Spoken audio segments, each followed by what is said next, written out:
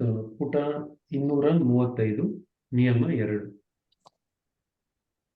ಮೂಲದಿಂದ ಧಾರೆಯ ನಾನಾ ರೂಪಗಳು ಪ್ರಕಟವಾದವು. ಇವುಗಳ ಅವತರಣವು ಉದ್ದೇಶರಹಿತವಾಗಿರಲಿಲ್ಲ. ವಾಸ್ತವವಾಗಿ ಇವು ಶಕ್ತಿಗಳಾಗಿದ್ದು ವಿವಿಧ ರೀತಿಯಲ್ಲಿ ಕಾರ್ಯೋನ್ಮುಖವಾಗಿ ಅಭಿಷ್ಟ ಪರಿಣಾಮವನ್ನು ಉಂಟು ಮಾಡಿದವು. ಹೀಗೆ ಮೂಲದಿಂದ ಧಾರೆಗಳ ರೂಪದಲ್ಲಿ ಪ್ರಕಟವಾದ ಶಕ್ತಿಗಳು ತಮ್ಮ ತಮ್ಮ ಕಾರ್ಯಗಳನ್ನು ಪ್ರಕಾಶಪಡಿಸಿದವು. ಒಂದು ಮಗುವಿನ ಉದಾಹರಣೆಯನ್ನು ತೆಗೆದುಕೊಳ್ಳಿ. ಜನಿಸಿದಾಗ ಅದಕ್ಕೆ ಸರಿಯಾಡಲು ಬರುತ್ತಿರಲಿಲ್ಲ.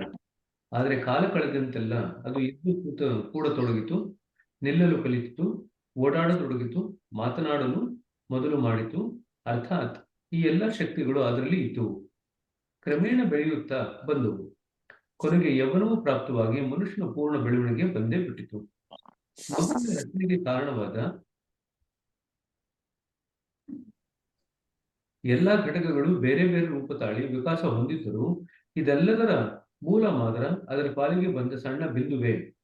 ಅದರೊಂದಿಗೆ ಅವತರಣಗಳೆಂದು ಕರೆಯಲಾದ ಅನೇಕ ವಸ್ತುಗಳು ಕಲಿಯುತ್ತಾ ಹೋದವು. ತಾಯಿಯ ಸಂಸ್ಕಾರಗಳು ಮತ್ತು ಅವುಗಳ ಪರಿಣಾಮ, ತಂದೆಯ ವಿಚಾರಗಳ ಪ್ರಭಾವ, ಶಿಕ್ಷಣ ಪದ್ಧತಿ ಮತ್ತು ಸಮಾಜದಲ್ಲಿಯ ಇತರ ಶಕ್ತಿಗಳ ಪ್ರಭಾವ ಇವೆಲ್ಲ ತಮ್ಮ ತಮ್ಮ ಕೆಲಸಗಳನ್ನು ಪ್ರಾರಂಭಿಸಿ ಉಪರಿ ಸಂಸ್ಕಾರಗಳನ್ನು ಮೂಡಿಸಿದವು. ಮತ್ತೆ ಈ ಸಂಸ್ಕಾರಗಳು ತಮ್ಮ ಕ್ರಿಯೆಗಳನ್ನು ಆರಂಭಿಸಿದವು. ಇದನ್ನು ಎಷ್ಟೆಂದು ಹೇಳುವುದು? ಹೀಗೆ ಕ್ರಿಯೆಗಳು ನಡೆಯುತ್ತಲೇ ಹೋದವು. ಕೊನೆಗೆ ಅವನಿಗೆ ತಾನು ಇಷ್ಟೆಲ್ಲ ಕ್ರಿಯೆಗಳ ಪರಿಣಾಮದಿಂದ ಬಂದಿದ್ದು ಎಂಬುದು ಅರಿವು ಕೂಡ ಸ್ವಲ್ಪವೂ ಉಳಿಯಲಿಲ್ಲ. ಈ ಪ್ರಭಾವಗಳೆಲ್ಲ ಸ್ಥೂಲತೆಯ ರೂಪ ಹೊಂದಿದವು. ಈಗ ಈ ಸ್ಥೂಲತೆಯಿಂದ ದೂರವಾಗಬೇಕೆಂದರೂ ಸಾಧ್ಯವಾಗಲಲ್ಲದು. ಬರುತ್ತಾ ಸ್ಥಿತಿ ಬದಲಾಯಿತು. ಆತನು ಜಗತ್ತನ್ನು ನೋಡತೊಡಗಿದ. ಜನಜೀವನ ರೀತಿ ನೀತಿಗಳ ಪರಿಣಾಮವಾಯಿತು. ಪರಿಸರವು ಪ್ರಭಾವ ಬೀರಿತು. ಚಿಂತೆಗೊಳಗಾದನು. ಈ ರೀತಿ ಅವನ ರೂಪ ಇನ್ನೂ ಬದಲಾಯಿತು. ಆತನ ಅಸ್ತಿತ್ವವೆಲ್ಲ ಬಣ್ಣಗೊಂಡು ಸದೃಶ ಗಣಗಳನ್ನು ಸೆಳೆಯತೊಡಗಿತು. ಆತನ ಮೂಲ ರೂಪವು ಏನಿತ್ತಿತೋ ಈಗ ಏನಾಯಿತು ಎಂಬುದನ್ನು ಸ್ವಲ್ಪ ಯೋಚಿಸಿ. ಈ ಚಿಕ್ಕ ಬಿಂದು ಈಗ ಕಣ್ಣಿಗೆ ಸಹ ಕಾಣದಂತಾಗಿದೆ. ಇಷ್ಟೇ ಅಲ್ಲ, ಆತನು ತನ್ನ ಸ್ವಂತದ ವಿಚಾರಗಳಿಂದ ಈ ಎಲ್ಲ ಘಟಕಗಳಿಗೆ ಬಲ ಕೊಡುತ್ತಾ ನಡೆದನು. ಇದನ್ನ ಅಂಡರ್ಲೈನ್ ಮಾಡ್ಕೊಳ್ರಿ. ಆತನು ತನ್ನ ಸ್ವಂತದ ವಿಚಾರಗಳಿಂದ ಈ ಎಲ್ಲಾ ಘಟಕಗಳಿಗೆ ಬಲ ಕೊಡುತ್ತಾ ನಡೀತನು. ಈಗ ಒಂದು ಮನುಷ್ಯ ಅಂತ ನೀವು ನೋಡಿದ ಮೇಲೆ, ಒಂದು 18-20 ವರ್ಷದ ಆಗಿರ್ತಕ್ಕಂಥ ಒಬ್ಬ ಮನುಷ್ಯ ಅಂತ ನೋಡಿದ ಮೇಲೆ ಇವೆಲ್ಲಗಳು ಸೇರ್ಕೊಂಡಿರುತ್ತೆ.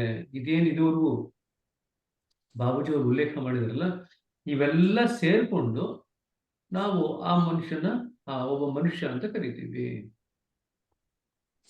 ಹಾಗಾದ್ರೆ ನಾವು ನಮ್ಮ ಪ್ರಳಯ ಮಾಡ್ಕೋಬೇಕು ಅಂತ ಹೇಳ್ತೀವಲ್ಲ, ಏನನ್ನ ಪ್ರಳಯ ಮಾಡ್ಕೋಬೇಕಂದ್ರೆ ಇವೆಲ್ಲದರ ಪ್ರಳಯ ಮಾಡ್ಕೋಬೇಕು. ಇವೆಲ್ಲದರ ಪ್ರಭಾವದಿಂದ ನಾವು ಮರುಕಳಿಸಿ ಹಿಂದಕ್ಕೆ ಹೋದ್ಮೇಲೆ ನಮ್ಮ ಮೂಲ ಅಸ್ತಿತ್ವ ಏನಿತ್ತು, ಸಣ್ಣ ಬಿಂದು ಏನಿತ್ತಲ್ಲ, ಸಣ್ಣ ಬಿಂದುವಿನಿಂದ ಪ್ರಾರಂಭ ಆದ್ವಲ್ಲ, ಆ ಒಂದು ಮೂಲ ಅಸ್ತಿತ್ವಕ್ಕೆ ಹೋಗ್ತೀವಿ. ಇದರ ಪರಿಣಾಮವಾಗಿ ಕಾರ್ಯಗಳು ತ್ವರಿತಗತಿಯಿಂದ ನಡೆದವು. ನಿಸರ್ಗದ ಬಲವು ದೊರೆಯಾಗಿತ್ತು. ಹಿಂದೆ ಹೇಳಿದ ಹಾಗೆ ಬೆಟ್ಟದ ತುದಿಯಿಂದ ಬಿದ್ದ ನೀರಿನ ಕೆಲವು ಬಿಂದುಗಳಿಗೆ ಬೇರೆ ಕಡೆಯ ನೀರು ಕರಗಿದ ಹಿಮವು ಕೂಡಿಕೊಂಡು ಅದಕ್ಕೆ ಚಿಕ್ಕ ಪ್ರವಾಹದ ರೂಪ ಕೊಟ್ಟು ನದಿಯನ್ನಾಗಿ ಮಾಡಿ ಕೊನೆಗೆ ಸಮುದ್ರವನ್ನು ಎನಿಸಿದಂತೆ ಮಗು ಬೆಳೆದು ಮನುಷ್ಯನಾದನು. ನದಿಯಲ್ಲಿ ಕಂಡು ಬರುವ ತರಂಗಗಳ ಮೂಲ ರೂಪವು ದಾರಿಯಲ್ಲಿ ಅದಕ್ಕೆ ಬರೆದ ಕರ್ಮ ಫಲಗಳ ಪ್ರವಾಹಗಳ ಕಾರ್ಯವೇ ಹೊರತು ಮತ್ತೇನೂ ಅಲ್ಲ. ಇವೇ ತರಂಗಗಳನ್ನೇ ಜನರು ಆನಂದ ಲಹರಿಗಳೆಂದು ಭಾವಿಸುವರು. ಈ ಸ್ಥಿತಿಯು ಮನುಷ್ಯನಿಗೆ ಯೌವನದಲ್ಲಿ ಬಹಳ ಗಾಢವಾಗಿರುವುದು. ಆಗ ಆತನು ಬಾಹ್ಯ ಪ್ರವಾಹಗಳಿಂದ ತುಂಬಾ ದೂಷಿತನಾಗಿರುತ್ತಾನೆ. ಅನೇಕ ಕ್ರಿಯೆಗಳ ಪರಿಣಾಮ ರೂಪವಾದ ಆತನ ಅವಸ್ಥೆಯು ಸಮುದ್ರದ ಅವಸ್ಥೆಯಂತೆಯೇ ಎಂದು ಹೇಳಬಹುದು. ಇನ್ನು ವಿವರಣೆ ಕೊಡ್ತಾ ಹೋಗ್ತಾ ಇದ್ದಾರೆ. ಒಂದು ಮುಖ್ಯ ಪ್ರಶ್ನೆ ಉಳಿಯಿತು. ಒಂದು ಪದಾರ್ಥವನ್ನು ಸತತವಾಗಿ ನೋಡುತ್ತಿರಲು ಅದು ನಮ್ಮ ದೃಷ್ಟಿಯಿಂದ ಸರಿದು ಹೋಗುವುದು. ಸ್ವಲ್ಪ ಹೊತ್ತು ಅದರ ಆಕಾರ ಮಾತ್ರ ಉಳಿದು ಕೊನೆಗೆ ಅದು ಮಾಯವಾಗುವುದು. ಹೀಗೇಕೆ? ಈಗ ಹಿಂದಿನ ಪುಟದಲ್ಲಿ ಏನವರು ಬರೆದಿದ್ರಲ್ವಾ, ಒಂದೇ ಒಂದು ವಸ್ತುನ ದಿಟ್ಟಿಸಿ ನೋಡ್ತಾ ಇತ್ತು ಅಂದ್ರೆ ಏನಾಗುತ್ತೆ ಅಂತ ಬರೆದಿದ್ರಲ್ಲ, ಈಗ ಅದರದ್ದು ಸ್ಥೂಲ ರೂಪ ಹೋಗಿ ಆಕಾರ ಉಳಿಯುತ್ತೆ, ಆಕಾರ ಕೂಡ ಕಾಲಕ್ರಮೇಣ ಹೋಗುತ್ತೆ ಅಂತ ಹೇಳ್ತೀವಿ. ಯಾಕೆ ಹಿಂಗಾಗುತ್ತೆ? ಕಾರಣವಿಷ್ಟೇ. ಘನ ಪದಾರ್ಥದಲ್ಲಿ ಘನವಾದುದನ್ನೇ ನೋಡುವ ಸಾಮರ್ಥ್ಯವಿದೆ. ಅದರ ಆಚೆ ಇರುವುದನ್ನು ನೋಡಬೇಕಾದರೆ ಅದಕ್ಕಿಂತ ಸೂಕ್ಷ್ಮ ಶಕ್ತಿಯೇ ಬೇಕು. ಮುಂದಕ್ಕೆ ಹೋದಂತೆ ಕೊನೆಗೆ ನೋಡುವ ಶಕ್ತಿಯೇ ಇಲ್ಲದಂತಾಗುವವರೆಗೂ ಇದೇ ತತ್ವ ಅನ್ವಯಿಸುವುದು. ಇಷ್ಟಾದರೂ ಅದರ ಆಚೆಗೆ ನೋಡತಕ್ಕ ವಸ್ತು ಉಳಿಯುವುದು. ಅದು ಚೇತನತೆಯ ರೂಪದಲ್ಲಿ ಕಾಣಿಸಿಕೊಳ್ಳುವುದು. ಮುಂದೆ ಇದೂ ಇಲ್ಲದಂತಾಗಿ ಅಸ್ತಿತ್ವದ ಅರಿವು ಕೂಡ ಅಪ್ಪಣ ತೆಗೆದುಕೊಳ್ಳುವುದು. ಆಗ ಏನಾಗುವುದು? ಅದೇ ನ ಅಸ್ತಿತ್ವ ಅಥವಾ ನಾಸ್ತಿತ್ವ ಲಯಾವಸ್ಥೆ. ಅದೇ ಮೂಲ ಸ್ಥಿತಿ. ನಿಜವಾಗಿಯೂ ಇದನ್ನು ಅನುಭವಿಸುವವರೆಗೆ ಇದು ತಿಳಿಯುವುದು ಕಷ್ಟ. ಅಷ್ಟೇ ಅಲ್ಲ, ಆ ಅವಸ್ಥೆಯಲ್ಲಿ ಸಂಪೂರ್ಣ ಮುಳುಗಿ ಹೋಗುವವರೆಗೆ ಇದು ತಿಳಿಯುವುದಿಲ್ಲ. ಆದರೆ ಈ ನಾಸ್ತಿತ್ವವು ಕೊನೆಯದಲ್ಲ, ಅದಕ್ಕಿಂತ ಮುಂದೆ ಹೋಗಬೇಕು. ಹಾಗಾದ್ರೆ ಏನಾಗುತ್ತೆ ಅಂದ್ರೆ, ಅರಿವಿನಿಂದ ವಿ ಮೂವ್ ಟುವರ್ಡ್ಸ್ ಅಸ್ತಿತ್ವ. ಅಸ್ತಿತ್ವದಿಂದ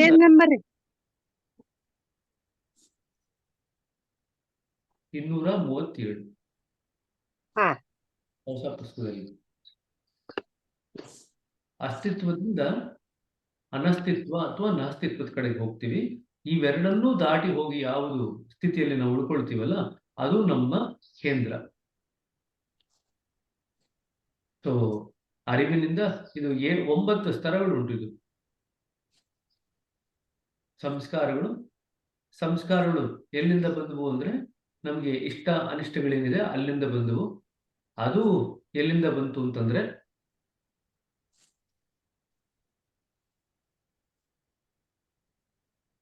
ಅದಕ್ಕಿಂತ ಮುಂಚೆ ಇರತಕ್ಕಂಥ ಅಟ್ಯಾಚ್ಮೆಂಟ್ ಇಂದ ಬಂದವು, ಅಂಟುವಿಕೆಯಿಂದ ಬಂದವು. ಅಟ್ಯಾಚ್ಮೆಂಟ್ ಎಲ್ಲಿಂದ ಬಂತು ಅಂತಂದ್ರೆ, ಐಡೆಂಟಿಫಿಕೇಶನ್, ಗುರುತಿಸುವಿಕೆಯಿಂದ ಬಂದವು. ಗುರುತಿಸುವಿಕೆ ಎಲ್ಲಿಂದ ಬಂತು ಅಂತಂದ್ರೆ, ಏಕಾಗ್ರತೆಯಿಂದ ಬಂದವು. ಏಕಾಗ್ರತೆ ಎಲ್ಲಿಂದ ಬಂತು ಅಂತಂದ್ರೆ, ಗಮನದಿಂದ ಬಂದವು. ಗಮನ ಎಲ್ಲಿಂದ ಬಂತು ಅಂತಂದ್ರೆ, ಅರಿವಿನಿಂದ ಬಂದಿತು. ಅರಿವು ಎಲ್ಲಿಂದ ಬಂತು ಅಂತಂದ್ರೆ, ಅಸ್ತಿತ್ವದಿಂದ ಬಂತು. ಮೂಲ ಅಸ್ತಿತ್ವದಿಂದ ಬಂದಿತು. ಮೂಲ ಅಸ್ತಿತ್ವ ಎಲ್ಲಿಂದ ಬಂತು ಅಂತಂದ್ರೆ, ಅಸ್ತಿತ್ವ ಮತ್ತೆ ಅನಸ್ತಿತ್ವ ಅಥವಾ ನಾಸ್ತಿತ್ವ ಇವೆರಡನ್ನೂ ದಾಟಿ ಇರತಕ್ಕಂಥ ಸ್ಥಿತಿ ಇದೆಯಲ್ಲ, ಆ ಸ್ಥಿತಿಯಿಂದ ಬಂದದ್ದು. ಸೊ ಕಡೆಗೆ ನಾವು ಕೇಂದ್ರ ಅಂತ ಕರೆಯತಕ್ಕಂಥದ್ದು ಅಸ್ತಿತ್ವ ಮತ್ತು ಅನಸ್ತಿತ್ವ, ಇವೆರಡನ್ನು ದಾಟಿರ್ತಕ್ಕಂಥ ಸ್ಥಿತಿಗೆ ನಾವು ಕೇಂದ್ರ ಅಂತ ಕರಿತೀವಿ. ಸೊ ಅಲ್ಲಿಂದ ಶುರು ಆದವರು ನಾವು. ಅದು ಭಗವಂತನ ಸ್ವರೂಪ. ಅಸ್ತಿತ್ವ ಮತ್ತೆ ಅನಸ್ತಿತ್ವ ಅಥವಾ ನಾಸ್ತಿತ್ವ ಇವೆರಡನ್ನು ಮೀರಿಡತಕ್ಕಂಥ ಸ್ಥಿತಿ ಕೇಂದ್ರ, ಮೂಲ. ಅದು ಭಗವಂತನ ಸ್ವರೂಪ. ಅಲ್ಲಿಂದ ನಮಗೆ ಮೂಲ ಅಸ್ತಿತ್ವ ಬರುತ್ತೆ. ಮೂಲ ಅಸ್ತಿತ್ವದಿಂದ ಕೆಳಗಡೆ ಬರ್ತಿದ್ದಂಗೆ ಅರಿವು ಬರುತ್ತೆ. ಅರಿವಿನಿಂದ ನಮಗೆ ಗಮನ ಬರುತ್ತೆ. ಗಮನದಿಂದ ಏಕಾಗ್ರತೆ, ಏಕಾಗ್ರತೆಯಿಂದ ಗುರುತಿಸುವಿಕೆ, ಗುರುತಿಸುವಿಕೆಯಿಂದ ಅಂಟುವಿಕೆ, ಅಂಟುವಿಕೆಯಿಂದ ನಮಗೆ ಇಷ್ಟ ಅನಿಷ್ಟಗಳು, ಇಷ್ಟ ಅನಿಷ್ಟಗಳಿಂದ ಸಂಸ್ಕಾರಗಳು. ಇದಿಷ್ಟು 9 ಸ್ಟೆಪ್ಗಳಲ್ಲಿ ನಮಗೆ ಮೇಲಿಂದ ಕೆಳಗೆ ಬರ್ತಾ ಹೋಗುತ್ತೆ. ನಾವು ಧ್ಯಾನ ಕೂತ್ಕೊಂಡಾಗ ಧ್ಯಾನಕ್ಕೆ ಮುಂಚೆ ಸಂಸ್ಕಾರಗಳನ್ನ ಮಾಡ್ಕೊಳ್ತಾ ಇರ್ತಕ್ಕಂಥ ಸ್ಥಿತಿಯಲ್ಲಿ ಇರ್ತೀವಿ. ಬಟ್ ಧ್ಯಾನ ಕೂತ್ಕೊಂಡಾಗ ಏನಾಗುತ್ತೆ ಅಂದ್ರೆ, ಕಣ್ಣು ಮುಚ್ಚಿದ ತಕ್ಷಣನೇ ನಾವು 9ನೇ ಸ್ಥಿತಿಯಿಂದ ನಾವು ಸೀದಾ 3ನೇ ಸ್ಥಿತಿ, 4ನೇ ಸ್ಥಿತಿ ಆದಂತ ಗಮನ ಮತ್ತೆ ತದನಂತರ 3ನೇ ಸ್ಥಿತಿಗೆ ವಾಪಸ್ ಬಂದ್ಬಿಡ್ತೀವಿ. ಒಂದು ನಿಮಿಷ. ಏನ್ರಿ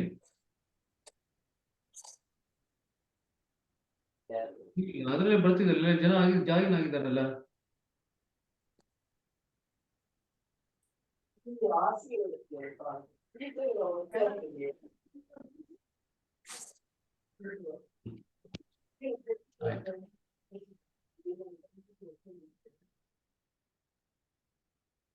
ನೀವೆಲ್ಲ ಯಾವ ಲಿಂಕಲ್ಲಿ ಜಾಯ್ನ್ ಆಗಿದ್ರಿ ಅದನ್ನ ಒಂಚೂರು ಫಾರ್ವರ್ಡ್ ಮಾಡ್ರಪ್ಪ. ಬ್ರದರ್ ಅದು ಹಳೇದು ಯಾವ್ದು ಹಾಕಿದಿರ ಲಿಂಕ್, ಅದು ಕನೆಕ್ಟ್ ಆಗ್ತಾ ಇಲ್ಲ ಬ್ರದರ್. ಕರೆಕ್ಟ್ ಆಗ್ತಾ ಇಲ್ವಾ ಅದು? ಅದು ಆಗ್ತಾ ಇಲ್ಲ. ಇವಾಗ ಹಳೇದು. ಸೊ ನಾವು ಶುರು ಮಾಡ್ಬೇಕಾದ್ರೆ ನಾವು ಯಾವ ಸ್ತರದಲ್ಲಿ ಇದ್ವಿ ಅಂದ್ರೆ, ಭಗವಂತನ ಸ್ತರ ಅಂದ್ರೆ ಅಸ್ತಿತ್ವ ಅನಸ್ತಿತ್ವ ಎರಡನ್ನೂ ದಾಟಿರತಕ್ಕಂಥದ್ದು. The state of bodily existence is a level beyond existence and non existence. That is the level from which we start. Brother unmute ಮಾಡ್ಕೊಳ್ಳಿ ಬ್ರದರ್, ಎಲ್ಲಾರನ್ನೂ ಮ್ಯೂಟ್ ಮಾಡಿದ್ದೆ. Thank you brother. From that level, we actually come down to the level of existence. From the level of existence, we then gradually come down to the level of awareness. From the level of awareness, we gradually then further come down to the level of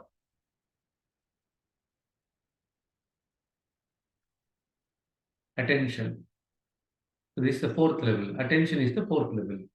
Then from attention, we go down to the level of concentration. Now from concentration, we gradually go down to the level of identification. From identification, we gradually go down to the level of attachment. Attachment is the seventh level. From attachment, we develop strong likes and dislikes. From strong likes and dislikes, we gradually start forming samskaras. These are the 9 levels in which we end up in the current state that we are in. And in fact, this is not the current state. Many people go down from the level of samskaras further down to the level of stress. So what is stress then? When the samskara formation becomes stronger than the capacity of the mind to handle it, normally we have a certain capacity to handle the samskaras. What happens is whatever samskaras we form during the course of the day, that will be cleared off when we sleep in the night. It will be kind of broken down. It will be sent to different parts of the system to be stored so that the slate is clean when we wake up in the morning. But many times what happens is that when the samskara formation is of a higher rate, then or if the sleep is disturbed, in either case what happens is the samskaras are not cleared. In other words, we carry the baggage of the yesterday, day before yesterday onto today. Then over a period of time, what happens? The stress gradually, now stress is the 10th level. From stress, we gradually slip into a state of mental illness, reversible mental illness. Now that is the 11th stage. From 11th stage, we gradually further slip down into a irreversible mental stage. And that is what is called as schizophrenia and those kinds of mental health conditions. So you can now see that there are 12 stages that any person can be in at any point of time. So from the highest, which is a state beyond existence and non-existence, we end up in a state, we develop into mental illness, a state of irreversible mental illness. That is the 12th stage. Wonderful. How do we actually come down these steps? Now there are 12 steps now. How do we come down? We come down by giving energy. This is the most important thing to understand. We give energy unknowingly, and then we gradually move down this ladder. Then what is it that we have to do?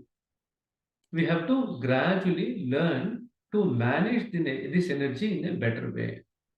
And that's exactly what we learn in meditation. In meditation, for example, we do not pay attention to the thoughts that we get and energize it. At other times, we continuously energize the thought that we are getting because we pay attention to it, so it gets energized. But if you learn not to pay attention, then what happens is you are not energizing those things. So anything beyond attention, whatever steps are there beyond attention, all these things will actually start falling down. Then all that you need to do is only 4 steps. From attention, you have to go to awareness, from awareness to existence, and from existence to a state beyond existence, non-existence, and your journey is completed. That is exactly what happens in our meditation. That's the beauty of our meditation. That when we start meditation, even if you are not having any stress or mental illness, you are at the 9th level where you are forming samskaras. But when you close the eyes and bring the attention of your mind on the heart, you are starting at the 4th level. 4th level is attention. And then as and when the meditation progresses, you gradually slip towards awareness. So you are now entered the 3rd level. So in other words, from the 9th, you actually within few minutes, you are at the 3rd level. And once you become mastery of one level, then all the levels below that will be under your control.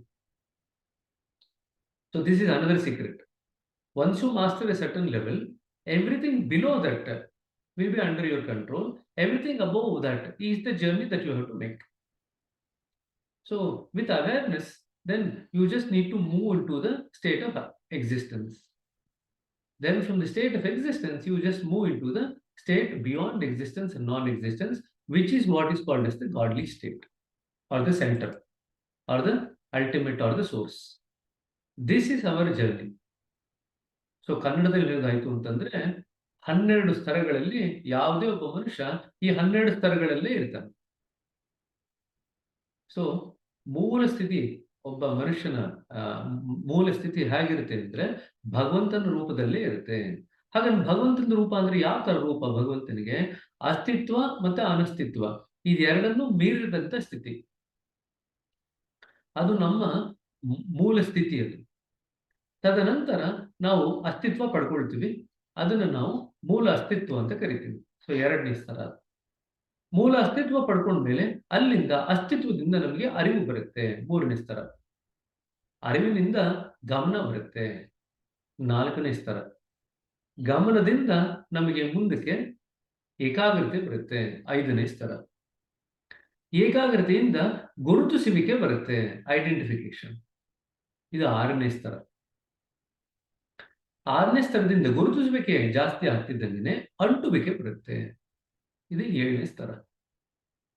ಏಳನೇ ಸ್ತರ ಆದ್ಮೇಲೆ ಅಂಟುವಿಕೆ ನಮಗೆ ಜಾಸ್ತಿ ಆಗ್ತಾ ಆಗ್ತಾ ನಮಗೆ ಇಷ್ಟ ಅನಿಷ್ಟಗಳು ಇದು ನಮಗೆ ಕಾಣಿಸ್ಕೊಳ್ಲಿಕ್ಕೆ ಶುರು ಆಗುತ್ತೆ, ಇದು ಎಂಟನೇ ಸ್ತರ. ತದನಂತರ ಒಂಬತ್ತನೇ ಸ್ತರದಲ್ಲಿ ಇಷ್ಟ ಅನಿಷ್ಟಗಳಿಂದ ನಾವು ಒಂಬತ್ತನೇ ಸ್ತರದಲ್ಲಿ ಸಂಸ್ಕಾರಗಳನ್ನು ಮಾಡ್ಕೊಳ್ತೀವಿ. ಬಟ್ ಇಷ್ಟಕ್ಕೆ ಸೀಮಿತವಾಗಿದ್ರೆ ಅವನ್ನ ಆರೋಗ್ಯವಂತ ಮನುಷ್ಯ ಅಂತ ಹೇಳ್ಬೋದಿತ್ತು. ಆದ್ರೆ ನಾವು ಇವಾಗ ಇರ್ತಕ್ಕಂಥ ಆಧುನಿಕ ಮನುಷ್ಯ ಇದನ್ನೆಲ್ಲ ಅಷ್ಟಕ್ಕೆ ಸೀಮಿತವಾಗಿಲ್ಲ. ಇನ್ನೂ 10, 11, 12 ಸೃಷ್ಟಿ ಮಾಡ್ಕೊಂಡಿದ್ದಾನೆ ಅವನೇ. ಏನ್ ಮಾಡ್ತಾನೆ? ತುಂಬಾ ಸಂಸ್ಕಾರಗಳು ಜಾಸ್ತಿ ಆಗ್ಲಿಕ್ಕೆ ಶುರು ಆಯ್ತು ಅಂತಂದ್ರೆ, ಸಾಮಾನ್ಯವಾಗಿ ದಿನನಿತ್ಯದಲ್ಲಿ ಬರ್ತಕ್ಕಂಥ ಸಂಸ್ಕಾರಗಳು ಯಾರೇ ಧ್ಯಾನ ಮಾಡ್ಲಿ ಧ್ಯಾನ ಮಾಡದೇ ಇರಲಿ, ಅವೆಲ್ಲವೂ ಕೂಡ ರಾತ್ರಿ ನಾವು ಮಲ್ಕೊಂಡಾಗ ನಿದ್ದೆನಲ್ಲಿ ನಿಸರ್ಗ ಅದ್ರ ಮೇಲೆ ಕೆಲಸ ಮಾಡಿ ನಾವು ಸಂಸ್ಕಾರಗಳು ಏನ್ ಮಾಡ್ಕೊಂಡಿರ್ತೀವಿ ಅದನ್ನೆಲ್ಲ ಪುಡಿ ಪುಡಿ ಮಾಡಿ ಬೇರೆ ಬೇರೆ ಕಡೆಗೆ ಶೇಖರಣೆಗೆ ಅಂತ ಕಳಿಸುತ್ತೆ. ಒಂದು ವೇಳೆ ನಾವು ಸಂಸ್ಕಾರಗಳ ಏನು ಹುಟ್ಟುವಿಕೆ, ನಾವೇನು ಸಂಸ್ಕಾರಗಳ ಹುಟ್ಟಾಗ್ತಾ ಇದೀವಲ್ಲ ಅದು ಜಾಸ್ತಿ ಆದ್ರೆ, ಅಥವಾ ನಿದ್ದೆನಲ್ಲಿ ತೊಡಕಾಯ್ತು ಅಂತಿದ್ರೆ, ಯಾವುದೋ ಕಾರಣಕ್ಕೆ ನಿದ್ದೆನಲ್ಲಿ ತೊಡಕಾಯ್ತು, ಅವಾಗ ಸಂಸ್ಕಾರಗಳು ಕ್ಲಿಯರ್ ಆಗ್ಬೇಕಲ್ವಾ? ಇದು ಯಾವುದು ಕ್ಲಿಯರ್ ಆಗಲ್ಲ. ಅವಾಗ ಏನಾಗುತ್ತೆ? ಕಾಲಕ್ರಮೇಣದಲ್ಲಿ ನಮಗದು ಅಕ್ಯುಮುಲೇಟ್ ಸಂಸ್ಕಾರಗಳು ಜಾಸ್ತಿ ಆಗ್ತಾ ಹೋಗುತ್ತೆ ಸಿಸ್ಟಮ್ನಲ್ಲಿ. ಅವಾಗ ನಮ್ಗೆ ಅದರಿಂದ ಸ್ಟ್ರೆಸ್ ಅಂತ, ಮನಸ್ಸಿಗೆ ಒತ್ತಡ, ಮಾನಸಿಕ ಒತ್ತಡ ಆಗ್ಲಿಕ್ಕೆ ಶುರು ಆಗುತ್ತೆ. ಮಾನಸಿಕ ಒತ್ತಡ ಅಂತ ನಾವು ಹೇಳ್ತೀವಲ್ಲ, ಒತ್ತಡ ಯಾವ್ದರಿಂದ ಬರುತ್ತೆ ಅಂತ ಯಾರನ್ನು ಕೇಳಿದ್ರೆ ಅವ್ರಿಗೆ ಗೊತ್ತಿರಲ್ಲ. ಒತ್ತಡ ಆಗ್ತಿದೆ, ಮನಸ್ಸಿಗೆ ತುಂಬಾ ಒತ್ತಡ ಆಗ್ತಿದೆ ಅಂತ ಹೇಳ್ತಾರೆ, ಮನಸ್ಸಿಗೆ ತುಂಬಾ ಸ್ಟ್ರೆಸ್ ಆಗ್ತಿದೆ ಅಂತ ಹೇಳ್ತಾರೆ. ಮಾನಸಿಕ ಒತ್ತಡ ಯಾಕೆ ಆಗುತ್ತೆ ಅಂದ್ರೆ ಸಂಸ್ಕಾರಗಳು ಜಾಸ್ತಿ ಆಗ್ತಾ ಇದೆ, ಹಾಗಾಗಿ ಒತ್ತಡ ಆಗ್ತಾ ಇದೆ. ಸಂಸ್ಕಾರಗಳು ಎಷ್ಟು ಮಟ್ಟಿಗೆ ಯಾವ ವೇಗದ ಯಾವ ಗತಿಯಲ್ಲಿ ನಿವಾರಣೆ ಆಗ್ಬೇಕಿತ್ತೋ, ಪುಡಿ ಪುಡಿಯಾಗಿ ಬೇರೆ ಬೇರೆ ಕಡೆಗೆ ಹೋಗಿ ಅದು ಸ್ಟೋರ್ ಆಗ್ಬೇಕಿತ್ತೋ ಅದು ಸ್ಟೋರ್ ಆಗ್ತಾ ಇಲ್ಲ. ಆವಾಗ ಮಾನಸಿಕವಾಗಿ ಒತ್ತಡ ಆಗುತ್ತೆ ಅಂತ ಹೇಳ್ತೀವಿ. ಮಾನಸಿಕ ಒತ್ತಡ 10ನೇ ಸ್ತರ. 10ನೇ ಸ್ತರದಿಂದ ಮುಂದಕ್ಕೆ ಹೋಗ್ತಿದ್ದಂಗೆನೆ ಇನ್ನೂ ಮಾನಸಿಕ ಸಂಸ್ಕಾರಗಳು ಜಾಸ್ತಿ ಆಗಿ ಒತ್ತಡ ಇನ್ನೂ ಜಾಸ್ತಿ ಆಯಿತು. ಅದನ್ನ ನಾವು ನಿಭಾಯಿಸ್ಲಿಕ್ಕೆ ಸಾಧ್ಯ ಆಗ್ತಿಲ್ಲ ಅಂತಂದ್ರೆ ನಮ್ಗೆ ಅದ್ರ ಮೇಲೆ ಹಿಡಿತ ತಪ್ಪೋದಂಗೆ ಅನ್ಸುತ್ತೆ. ಆವಾಗ ಅದನ್ನ ನಾವು ರಿವರ್ಸಿಬಲ್ ಮೆಂಟಲ್ ಇಲ್ನೆಸ್, ಮಾನಸಿಕ ಕಾಯಿಲೆ, ಬಟ್ ಆದ್ರೆ ವಾಪಸ್ ಬರ್ತಕ್ಕಂಥ, ರಿವರ್ಸ್ ಮಾಡ್ಲಿಕ್ಕೆ ಸಾಧ್ಯ ಇರ್ತಕ್ಕಂಥ ಮಾನಸಿಕ ಕಾಯಿಲೆಯ ಸ್ಥಿತಿ ಅಂತ ಹೇಳ್ತೀವಿ. ಇದು 11ನೆಯ ಒಂದು ಸ್ಥಿತಿ. ಇನ್ನೂ ಮುಂದಕ್ಕೆ ಹೋಗ್ತಿದ್ದಂಗೆನೆ ಇನ್ನೂ ಸಂಸ್ಕಾರಗಳು ಜಾಸ್ತಿ ಆಗಿ ಅದನ್ನ ನಾವು ಪರಿಪೂರ್ಣವಾಗಿ ಅದ್ರ ಮೇಲೆ ನಮ್ಮ ಹಿಡಿತವನ್ನು ನಾವು ಕಳ್ಕೊಂಡ್ಬಿಟ್ಟಾಗ ಅದನ್ನ ಸರಿ ಹೋಗದೆ ಇರತಕ್ಕಂಥ ಮಾನಸಿಕ ರೋಗದ ಸ್ಥಿತಿ ಅಂತ ಕರಿತೀವಿ. ಸರಿ ಹೋಗ್ತಕ್ಕಂಥ ಮಾನಸಿಕ ರೋಗದ ಸ್ಥಿತಿ, ಸರಿ ಹೋಗದೆ ಇರತಕ್ಕಂಥ ಮಾನಸಿಕ ರೋಗದ ಸ್ಥಿತಿ, ಇದು 12ನೇ ಸ್ಥಿತಿ. ಈಗ ನಾವು ಸಾಮಾನ್ಯವಾಗಿ ಸ್ಕಿಜೋಫ್ರೆನಿಯಾ ಕಾಯಿಲೆ ಅಂತ ಏನ್ ಹೇಳ್ತೀವಲ್ಲ, ಅದು ಸರಿ ಹೋಗದೆ ಇರತಕ್ಕಂಥ ಮಾನಸಿಕ ರೋಗದ ಸ್ಥಿತಿ. ಹಾಗಾದ್ರೆ ಈ ಸ್ಥಿತಿಗೆ ಬಂದಾಗ ಏನಾಗುತ್ತೆ? ಈ ಸ್ಥಿತಿಗೆ ಬಂದಂತ ವ್ಯಕ್ತಿ ಆತ್ಮದ ಸಾಕ್ಷಾತ್ಕಾರನ ಮಾಡಿಕೊಳ್ಳಿಕ್ಕೆ ಈ ಜನ್ಮದಲ್ಲಿ ಸಾಧ್ಯವಾಗಲ್ಲ. ಅಂದ್ರೆ ನೋಡಿ, 1ನೇ ಸ್ಥಾನದಲ್ಲಿ ಇರಬೇಕಾದಂತ, 1ನೇ ಸ್ಥಿತಿನಲ್ಲಿ ಇರಬೇಕಾದಂತ ಒಬ್ಬ ಮನುಷ್ಯ 12ನೇ ಸ್ಥಾನಕ್ಕೆ ಬಂದ ಮೇಲೆ ಆ 1ನೇ ಸ್ಥಾನನ ಮತ್ತೆ ಈ ಜನ್ಮದಲ್ಲಿ ಗ್ರಹಿಸ್ಕೊಳ್ಳಿಕ್ಕೆ ಸಾಧ್ಯ ಇಲ್ಲ. 11ನೇ ಸ್ಥಾನದಲ್ಲಿ ಇರೋವರೆಗೂ ಕೂಡ ಅವ್ರು ಅದನ್ನು ಬೇಕಾದ್ರೆ ವಾಪಸ್ ಗ್ರಹಿಸ್ಬೇಕು. ಮಾನಸಿಕ ಆರೋಗ್ಯ ಹದಗೆಟ್ಟಿದ್ರೂ ಸಹ ಅವರು ಕಾಲಕ್ರಮೇಣದಲ್ಲಿ ಸಂಸ್ಕಾರಗಳ ಬಾಧೆಗಳಿಂದ ಹೊರಗಡೆ ಬಂದು ಹಾಗಾಗಿ ಇದಿಷ್ಟು ಕಡೆಯಿಂದ ನಾವು ಕೆಳಗಡೆಯಿಂದ 11ರಿಂದ ನಾವು ಮೇಲಕ್ಕೆ ಹೋಗ್ಬೇಕಂದ್ರೆ ಆತ್ಮ ಸಾಕ್ಷಾತ್ಕಾರದ ಮತ್ತೆ ಭಗವಂತನ ಸಾಕ್ಷಾತ್ಕಾರ ಕಡೆಗೆ ಹೋಗ್ಬೇಕಂದ್ರೆ ಇದರಲ್ಲಿ ಮೂಲವಾಗಿ ನಮ್ಗೆ ಬೇಕಾಗಿರ್ತಕ್ಕಂಥದ್ದು ಶುದ್ಧೀಕರಣ. ಯಾಕೆಂದ್ರೆ ಇಲ್ಲಿ ಮೇಲಿಂದ ಕೆಳಗಡೆ ಬರ್ತಾ ಬರ್ತಾ ಬರ್ತಾ ಏನಾಗ್ತಿದೆ ಅಂದ್ರೆ 2 ಪ್ರಕ್ರಿಯೆ ಹಾಳಾಗ್ತಾ ಇದೆ. ಅದಕ್ಕೆ ನಾವು ಸೇರಿಸ್ತಾ ಇದ್ದೀವಿ. ಒಂದು, ನಮ್ಮ ಶಕ್ತಿ ಕೊಡ್ತಾ ಇದ್ದೀವಿ, ನಮ್ಮ ಶಕ್ತಿನೇ ಕೊಡ್ತಾ ಇದೀವಿ. ಕೆಲಸಕ್ಕೆ ಗೊತ್ತಿದ್ದು ಕೊಡ್ತೀವಿ, ಕೆಲಸಕ್ಕೆ ಗೊತ್ತಿಲ್ಲದೆ ಕೊಡ್ತೀವಿ. ಕಾಲಕ್ರಮೇಣದಲ್ಲಿ ಶಕ್ತಿ ಜೊತೆಗೆ ಸಂಸ್ಕಾರಗಳನ್ನ ಜಾಸ್ತಿ ಮಾಡ್ಕೊಳ್ತಾ ಹೋಗ್ತೀವಿ. ಬಟ್ ಸಂಸ್ಕಾರದ ರೂಪ ಪಡಿಲಿಕ್ಕೆ ಮುಂಚೆ ಬೇಕಾದಷ್ಟು 9ನೇ ಸ್ತರ ಸಂಸ್ಕಾರ. ಅದಕ್ಕೆ ಮುಂಚೆ ಹಾಗಾದ್ರೆ ಇವೆಲ್ಲ ಅಂಟುವಿಕೆ ಇದೆಲ್ಲ ಹೇಗೆ ಬಂತು ಅಂತ ಕೇಳಿದ್ರೆ ಅದಕ್ಕೆ ನಾವು ಶಕ್ತಿ ಕೊಡ್ತಾ ಇದ್ದೀವಿ, ಆವಾಗ ಅಂಟುವಿಕೆ ಬರುತ್ತೆ. ಇದಿಷ್ಟು ಕೂಡ ನಾವು ಮನಗಾಣಬೇಕು. ಈಗ ನಾವು ಧ್ಯಾನದಲ್ಲಿ ಇವೆಲ್ಲ ನಾವು ಬಿಡಿಸ್ಕೊಂಡು ಮುಂದಕ್ಕೆ ಹೋಗ್ತೀವಿ. Page number 237. ಹಾಗಾದ್ರೆ ಧ್ಯಾನದಲ್ಲಿ ನಾವೇನ್ ಮಾಡ್ತೀವಿ?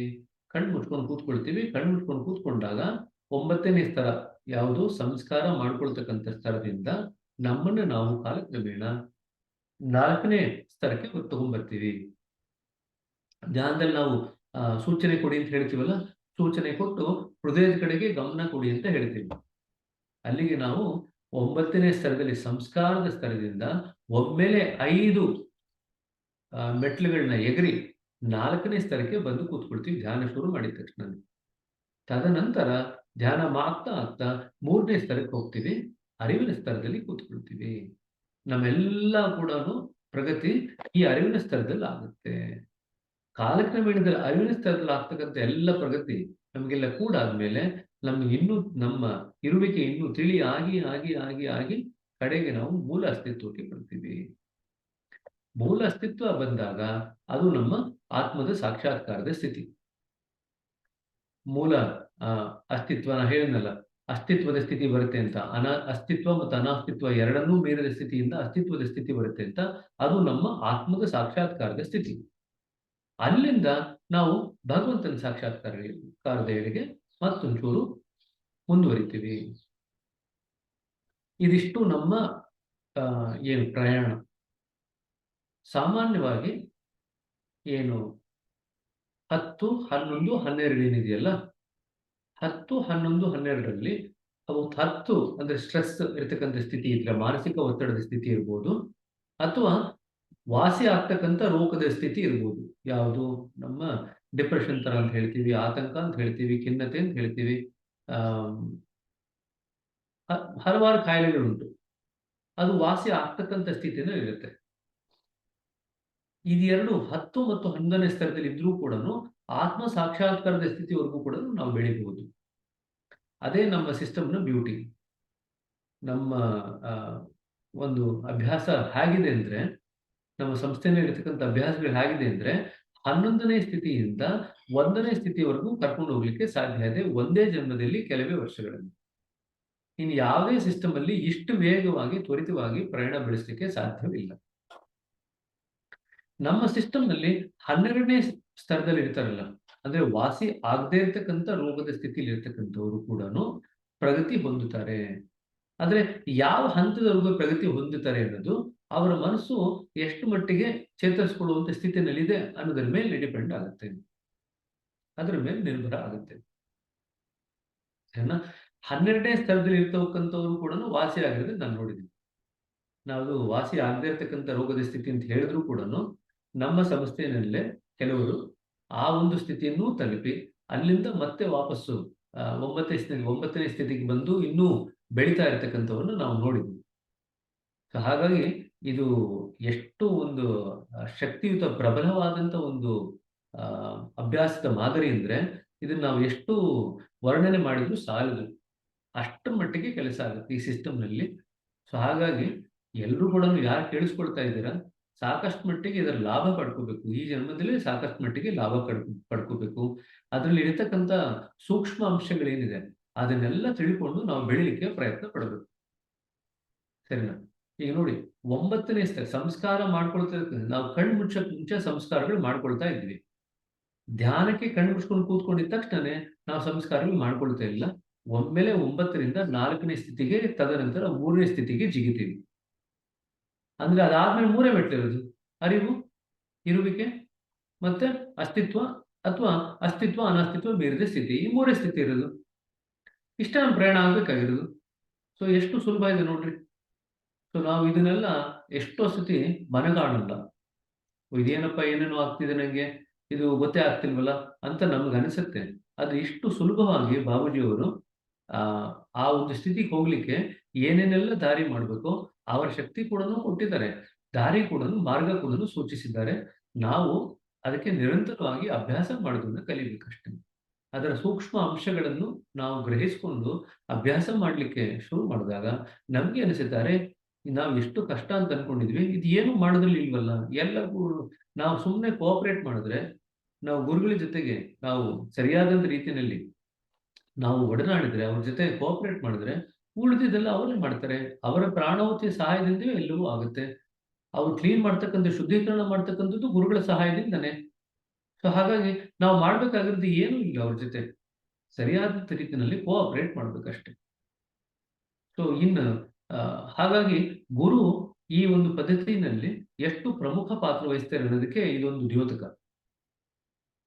ಯಾಕೆಂದ್ರೆ ಶುದ್ಧೀಕರಣ ಇರ್ಬೋದು, ಪ್ರಾಣಾಹುತಿ ಕೊಡೋದಿರ್ಬೋದು, ಇವೆಲ್ಲವೂ ಗುರುವಿನ ಮುಖಾಂತರ ನಡೆಯುವುದು. ಸೊ ಗುರುವಿಲ್ಲದೆ ಇದ್ರೆ ಈ ಸಿಸ್ಟಮೇ ಇಲ್ಲ.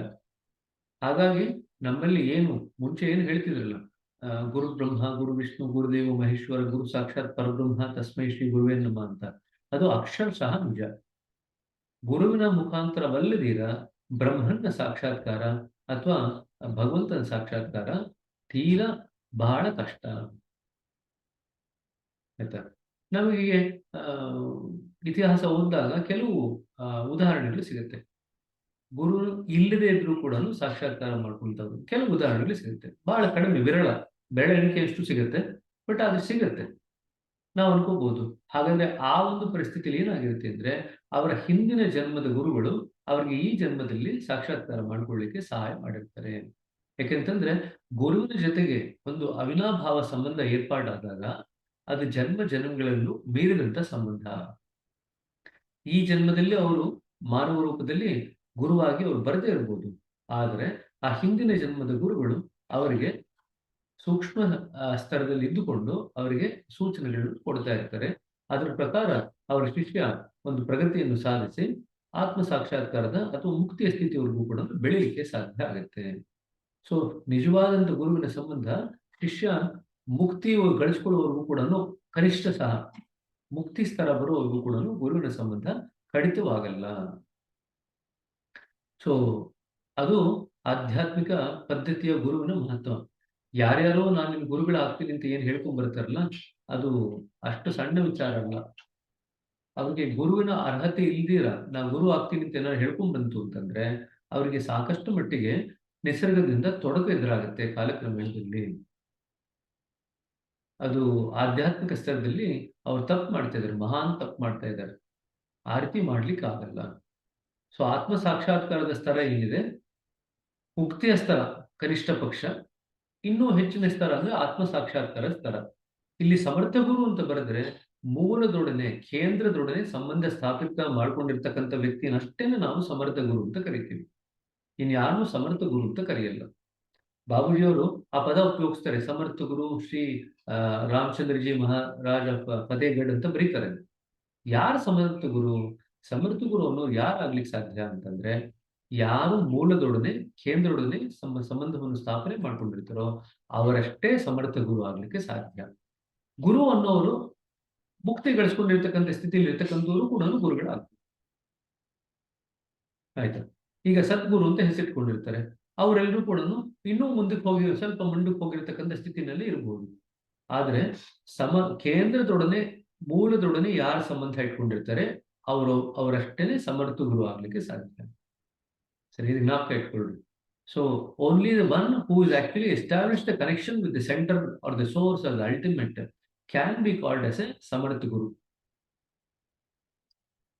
All other people are only called as Gurus. There are people who are kind of in between liberation and alignment with the center. They are all called as different categories of Gurus. ಬೇರೆ ಬೇರೆ ಪದಗಳನ್ನ ಉಪಯೋಗಿಸ್ತೀವಿ ನಾವು. ಸದ್ಗುರು ಅಂತ ಉಪಯೋಗಿಸ್ತೀವಿ, ಜಗದ್ಗುರು ಅಂತ ಉಪಯೋಗಿಸ್ತೀವಿ. It doesn't mean anything. What we are look ಇದೆಯಾ, ನಾವು ಯಾರು ಹುಡುಕ್ತಾ ಇದೀವಿ ಅಂದ್ರೆ ಸಮರ್ಥ ಗುರು ಹುಡುಕ್ತಾ ಇದೀವಿ. ಸಮರ್ಥ ಗುರು ನಮ್ಮನ್ನ ಮೂಲದವರೆಗೂ ಮುಟ್ಟಿಸ್ತಕ್ಕಂತ ರೀತಿಯಲ್ಲಿ ಬೇರೆ ಯಾವ ಗುರುಗಳು ಕೂಡ ಅಷ್ಟು ಬೇಗ ಮುಟ್ಟಿಸ್ಲಿಕ್ಕೆ ಸಾಧ್ಯವಾಗಲ್ಲ. ಅಲ್ಲಿಗೆ ಜಗದ್ಗುರುವಿನ ಸ್ಥಳ ಬೇರೆ, ಸದ್ಗುರುವಿನ ಸ್ಥಳ ಬೇರೆ, ಗುರುವಿನ ಸ್ಥಳ ಬೇರೆ, ಸಮರ್ಥ ಗುರುವಿನ ಸ್ಥಳ ಬೇರೆ.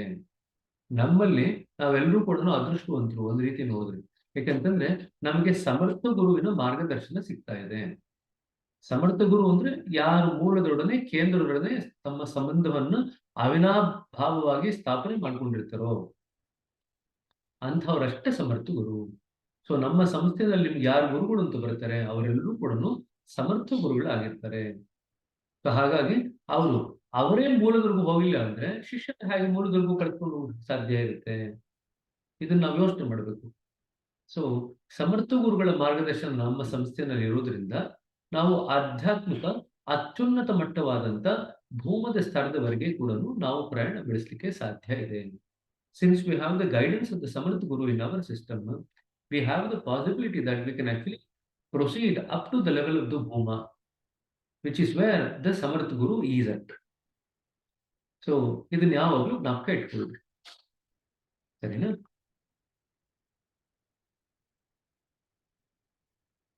ಇಲ್ಲಿ ನಾಸ್ತಿತ್ವ ಲಯಾವಸ್ಥೆ ಅಂತ ಬಂದಲ್ಲ, ಅದೇ ಮೂಲ ಸ್ಥಿತಿಯಿಂದ ಬರೆದಿಲ್ಲ, ಅದಕ್ಕೋಸ್ಕರ ಇಷ್ಟನ್ನು ಹೇಳಬೇಕಾಯ್ತು. ನಿಜವಾಗಿಯೂ ಇದನ್ನು ಅನುಭವಿಸುವವರೆಗೂ ಇದು ತಿಳಿಯುವುದು ಕಷ್ಟ. ಅಷ್ಟೇ ಅಲ್ಲ, ಆ ಅವಸ್ಥೆಯಲ್ಲಿ ಸಂಪೂರ್ಣ ಮುಳುಗಿ ಹೋಗುವವರೆಗೆ ಇದು ತಿಳಿಯುವುದಿಲ್ಲ. ಆದರೆ ಈ ನಾಸ್ತಿತ್ವವೂ ಕೊನೆಯದಲ್ಲ, ಅದಕ್ಕಿಂತ ಮುಂದೆ ಹೋಗಬೇಕು. ಅಸ್ತಿತ್ವ ಮತ್ತೆ ನಾಸ್ತಿತ್ವ, ಅಸ್ತಿತ್ವ ಆದ್ಮೇಲೆ ನಾಸ್ತಿತ್ವ ಬರುತ್ತೆ. ಅದು ಎರಡನ್ನೂ ಬಿಟ್ಟು ಮುಂದೆ ಹೋದಾಗ ಭಗವಂತನ ಸ್ಥಿತಿ. ಇನ್ನೂ ಒಂದು ಪ್ರಶ್ನೆ, ಧಾರಗಳು ಮೂಲದಿಂದ ಅವತರಣ ಮಾಡುತ್ತಾ ಬಂದಂತಲ್ಲ, ಸ್ಥೂಲವಾಗುತ್ತಾ ಏಕೆ ನಡೆದವು? ಇದು ತುಂಬಾ ಜಟಿಲವಾದ ಪ್ರಮೇಯ. ಒಬ್ಬ ಮನುಷ್ಯನು ಬೆಟ್ಟದ ತುದಿಯಿಂದ ಕೆಳಗೆ ಹಾರಿದಾಗ ನಡುವೆಯೇ ಅರೆ ಜೀವ ಬೇಕಾಗುವುದು ಪೃಥ್ವಿಯ ಆಕರ್ಷಣದಿಂದ ಎಂದು ಸಾಮಾನ್ಯ ತಿಳುವಳಿಕೆ. ಆದರೆ ನಾನು ಹೇಳುವುದು ಹೀಗೆ: ಮೇಲಿಂದ ಕೆಳಗಡೆ ಬೀಳಬೇಕೆನ್ನುವ ವಿಚಾರ ಬರುತ್ತಲೇ ಅದರ ಕಾವು ಕೆಳಗಡೆ ಇಳಿಯತೊಡಗಿ ಜಿಗಿತದ ಧಕ್ಕೆಯಿಂದ ಶರೀರದ ಹೊರಗೆ ಹೊರಡಲಾರಂಭಿಸುವುದು. ಇದೇ ಅವಸ್ಥೆ ಕೆಳಗಿಳಿದ ಧಾರೆಗಳದ್ದು. ಅಂದ್ರೆ ಇಲ್ಲಿ ಏನಾಗ್ತಿದೆ, ಆ ಧಾರೆಗಳು ಯಾಕೆ ಸ್ಥೂಲವಾಗುತ್ತೆ ಅಂತಂದ್ರೆ, ಮೇಲಿಂದ ಕೆಳಗಡೆ ಒಬ್ಬ ಮನುಷ್ಯ ಜಿಗಿಬೇಕು ಅಂತ ಮನಸ್ಸಿನಲ್ಲಿ ಅನ್ಕೊಂಡಿದ ತಕ್ಷಣನೇ ಒಂದು ಕಾವು ಬರುತ್ತಂತೆ. ಆ ಕಾವು ಏನಾಗುತ್ತೆ ಅಂದ್ರೆ ಹೊರಗಡೆ ಬರ್ಲಿಕ್ಕೆ ಶುರು ಆಗುತ್ತೆ. ಆ ಕಾವು ಕೆಳಗಡೆ ಇಳಿಯೋಟೊಳಗೆ ಜಿಗಿತದ ಧಕ್ಕೆಯಿಂದ ಶರೀರದ ಹೊರಗಡೆ ಹೊರಡಲಾರಂಭಿಸಿದವು. ಸೊ ಅದೇ ರೀತಿಯಾಗಿ ಈಗ ಭಗವಂತನ ಸಂಕಲ್ಪ ಏನಿದೆ, ಸೃಷ್ಟಿ ಆಗ್ಬೇಕು ಅಂತ, ಆ ಸೃಷ್ಟಿ ಆಗ್ಬೇಕು ಅನ್ನೋ ಸಂಕಲ್ಪ ಏನ್ ಮಾಡುತ್ತೆ, ಕಾವನ್ನು ಹುಟ್ಟಿಸುತ್ತೆ. ಕಾವನ್ನು ಹುಟ್ಟಿಸಿದ ತಕ್ಷಣನೇ ಆ ಕೆಳಗಡೆ ಇರ್ತಕ್ಕಂಥ ಸ್ಥೂಲವಾದಂತ ಚಲನೆ ಏನಿದೆ ಅದು ಹೊಡ್ಕೊಂಡು, ಆ ಕಾವಿನ ಮುಖಾಂತರ ಹೊಡ್ಕೊಂಡು ಶಕ್ತಿಯ ಧಾರೆಗಳಾಗಿ ಅದು ಅವತರಣ ಮಾಡುತ್ತೆ.